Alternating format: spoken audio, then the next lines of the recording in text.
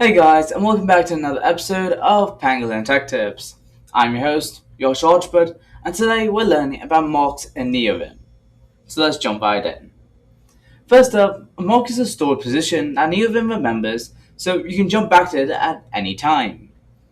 To store a mock, all you have to do is press M in normal mode after navigating to the word you want to, or the character you want to store in your mock. So let's say I want to store the P in pangolin. To do this, I press M followed by, I'm going to just write a lowercase a as my register key here. So now I have a mark in the A register that's being stored.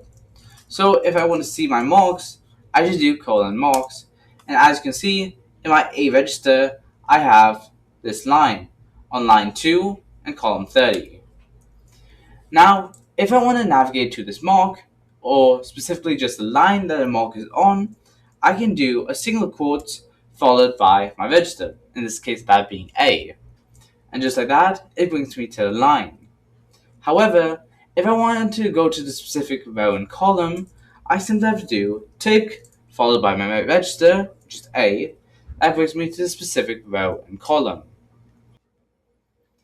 And that's pretty much all there is for marks. And for today's episode. If you enjoyed today's episode of Pangolin Tech Tips, then like and subscribe. If you have any suggestions for future episodes, drop a comment below. Until then, see you next time.